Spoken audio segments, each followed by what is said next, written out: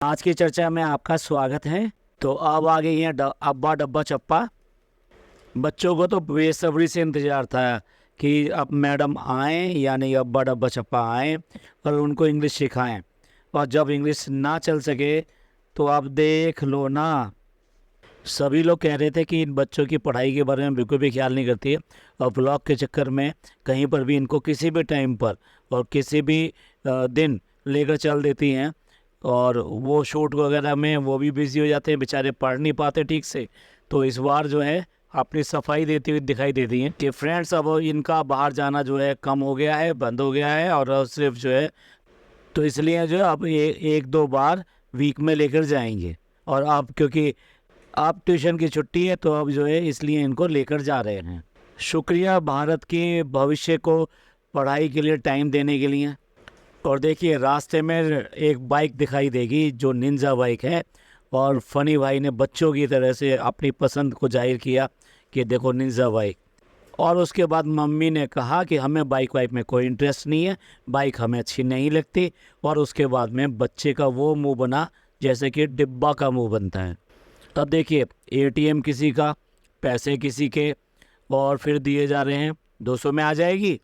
Very good funny भाई, मज़ा आ रहा है, तो बहुत मज़ा आ रहा है। तो और फनी भाई कह रहे हैं कि माँ बाप के आने की वजह से वो बहुत अब जिम्मेदार हो गए हैं। हाँ भाई, उससे पहले तो तुम दोनों मिलके ऐसा गिल्ली डंडा खेल रहे थे कि काम का कोई मतलब नहीं है और आगे के फ्यूचर का कोई मतलब नहीं है, कोई जिम्मेदारी नहीं है किसी के प्रति। मज़ा आ रहा था, ढेला घूमो कुछ भी करो, ना खाना वाना बनाना, ना कुछ करना, ना कोई काम करना, ना कोई घर का काम, बस बाहर घूमना, मॉल और खाना, शॉपिंग और डेला, ये सब ही चल रहा है। और कुछ भी कह लीजिए, फ़नी भाई से बहुत ज़्यादा प्यार है और उनका बहुत ज़्यादा ख्याल रखा जाता है। अब उनको चाहिए नाश्ता और नाश्ते में बनना है ऑमलेट, और ऑमलेट जो बनना है वो हाफ़ फ्राइड बनना है और वो बनना है 3 एग्स का। अब देखिए ये तो बड़ी प्रॉब्लम वाली बात होगी, एक एग का तो बनाना आता है लेकिन 3 एग का कैसे बनेगा वो पता नहीं। थोड़ी बहुत तो अकल लगानी है नहीं हमने, जो कुछ होना है वैसे ही हो जाएगा, अपने आप ही हो जाएगा। जैसे कि एक बार फिर अगर आप देखें तो ऐसे लग रहा है जैसे एग नहीं बन रहा, ऑमलेट नहीं बन रहा, पूरी तली जा रही है। घी की इतनी मात्रा है, इतनी मात्रा है, और फिर वो एक्सेप्ट भी कर लिया क्योंकि वो देख रही हैं लगातार इस बात के लिए ट्रोल हो रही हैं कि घी तेल बस यही दिखाती रहती हैं आप, और सारी नई नई लड़कियों को बहुत अच्छा अच्छा सिखाती हैं कि कैसे कुकिंग होगी और किस तरह से बढ़िया खाना बन सकता है और किस तरह से हेल्दी जा सकता है। अब अम्मा पापा आए हुए हैं, मुंबई आए हुए हैं, तो उन्हें सबसे पहले मुंबई की सबसे मशहूर जगह घुमाई गई लोखंड वाला। अब उसके बाद में एक इन्फिनिटी मॉल घुमाया गया और अब जा रहे हैं जुहू बीच। और जुहू बीच जाना हो तो सनस्क्रीन तो चाहिए चाहिए चाहिए क्योंकि सन बर्न होगा। और अब जुहू बीच का खर्चा निकालने के लिए देखिए ऐड, और पापा का जो है सनस्क्रीन जो है बहुत बढ़िया है क्योंकि जुहू बीच पे जा रहे हैं तो वहाँ सन से बचना है। मैंने पिछले व्लॉग में भी नोट किया था, जब ये शीशे के सामने खड़े होकर शूट करती है तो इतनी ज़्यादा हाई लाइटिंग है कि चेहरा जो है बिल्कुल ही बदल जाता है और बिल्कुल भी अच्छा नहीं लगता।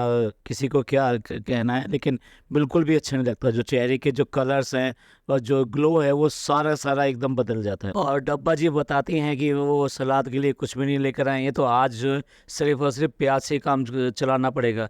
अरे भाई, हम तो पिछले पॉडकास्ट में ही बता चुके हैं कि वो तो सिर्फ काम ही चला रहे हैं, आप कहाँ दावत कर रहे हैं, आप तो सिर्फ सूखा खाना रख दे रहे हैं और उसी में इतना फूल के ऐसा हो जा रहे हैं, इतनी तारीफ़ें अपनी अपनी बांध रहे हैं कि हमने जो बिरयानी कैसी बनी है, बिरयानी कैसी बनी है।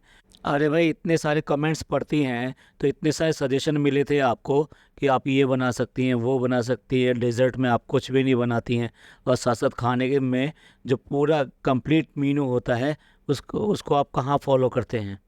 हम तो भूल गए, पहले ही कह चुकी हैं, तो फिर चला लीजिए आप। फ्रेंड्स अम्मी पापा को जो है जुहू बीच घुमाने लेकर गई है और एक पिकनिक पे लेकर गई है, लेकिन वहाँ पर बैठने के लिए क्या अरेंजमेंट होना चाहिए क्या नहीं होना चाहिए ये वहाँ जाके ढूंढा जा रहा है कि चटाई मिलेगी या नहीं मिलेगी। हम देखते हैं, ये तो इनकी प्रिपरेशन है और ये इनकी अकल है कि किस तरह की ये प्लानिंग हर चीज़ के लिए करते हैं। इकोसिस्टम की तो बिल्कुल धज्जियाँ उड़ा के रख देते हैं। आप इनके घर में देखिए कितनी सारी बिस्लरी की बोतल दिखाई देती हैं। अरे भाई एक जो है आरओ सिस्टम लगा लीजिए, क्यों बेकार में इतना प्लास्टिक बर्बाद करके आप जो है इकोसिस्टम को पूरा का पूरा नष्ट कर रहे हो। एक तरफ तो आप बात करते हो कि पेड़ लगाएंगे, 10 मिलियंस पेड़ लगा देंगे फ्रेंड्स, तब तक इतना हो जाएगा, तब तक इतना हो जाएगा। कुछ अपने घर में कर लीजिए। 3-3 प्लांट्स रखे हुए हैं, वो सारे सारे आर्टिफिशियल हैं, एक पौधा नहीं लगा रहे हैं आप। जो भी कुछ यूज़ कर रहे हैं प्लास्टिक का यूज़ कर रहे हैं, पानी की बॉटल्स प्लास्टिक की यूज़ कर रहे हैं। तो फिर आप ये किस तरह का इकोसिस्टम की बात कर रहे हैं? वहाँ जाएंगे और वहाँ जाके भी गंदगियाँ फैलाएंगे जू बीच पे जाकर भी। अब देखिए ये फ़नी जो हैं ये बिल्कुल भी डब्बा की बात नहीं सुनते। पानी में अंदर चले चले जा रहे हैं, चले चले जा रहे हैं। माँ का डर दिखा यार, नहीं रुक रहे हैं। अब तो भैया व्यूअर्स से पुकार है। फ्रेंड्स देखो, अब ये मेरी बात नहीं मान रहा है, आप इसको देख लीजिए, ये पानी में चले चले जा रहा है। अब भैया फ्रेंड्स बचा लीजिए भैया, उसको घबराहट होगी तो यहाँ पे भी दिक्कत हो जाएगी। अब देखिए फ्रेंड्स, आप सब लोग भी नहीं सुन रहे हैं, फ़नी को बिल्कुल भी नहीं रोक रहे हैं पानी में जाने से। तो अब मैं भी रुकने वाली नहीं हूँ, मैं भी फ़नी के साथ पानी में जाऊँगी और मैं भी बच्चों के साथ उस पानी में ऐसे ही पैर चला चला के खेलूँगी। अगली सुबह दिखाते हैं कि जो है फ़नी की जो तबीयत ठीक नहीं है, उसके नेक में दर्द है। उससे पहले उसका पेट खराब था, उससे पहले आपने देखा होगा खिचड़ी भी बन रही थी। तो कुल मिला के ये है कि क्या इनकी तबीयत ख़राब ही रहती है, या ये जानबूझकर ये दिखाना चाहती है ये कि तबीयत ख़राब है। बार बार जो कहती है वो ये कहती है कि फ़नी के मम्मी पापा, फ़नी के मम्मी पापा। भाई अब तो कम से कम अडॉप्ट कर लो, मान लो कि वो अब तुम्हारे भी मम्मी पापा हैं, आप उनको कोई भी तरीके से डिफ्रेंशिएट कर सकती हो। जैसे इनको अम्मा कह सकती हो और उनको पापा को कुछ और वर्ड से प्रोनाउंस कर सकते हैं, बट अडॉप्ट कर लेना चाहिए कि भैया ये अब मेरे भी मम्मी पापा अब यही हैं। देखिए कि अम्मी ने बुलाया है, अम्मी पापा जो आए हैं उनको नीचे बुलाया है।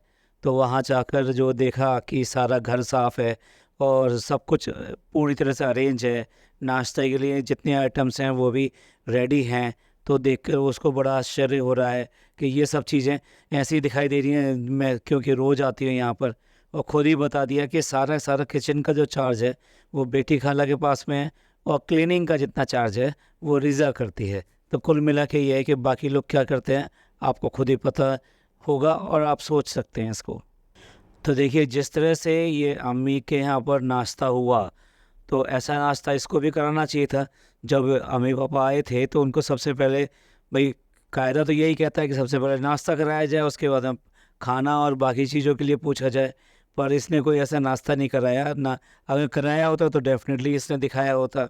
नो मम्मियाँ मौदा की यादें अपनी ताज़ा कर रही थी कि भाई जिस तरह से जुहू बीच पर इतना पानी है, ऐसे ही उनके यहाँ जो बड़ा खलियान था। खलियान नॉर्मली जो है ना वो पानी का बहुत बड़ा खला होता है। खला ही मीन्स अगर तालाब टाइप का जो होता है बहुत बड़ा, तो उसको बोलते हैं गाँव वगैरह में।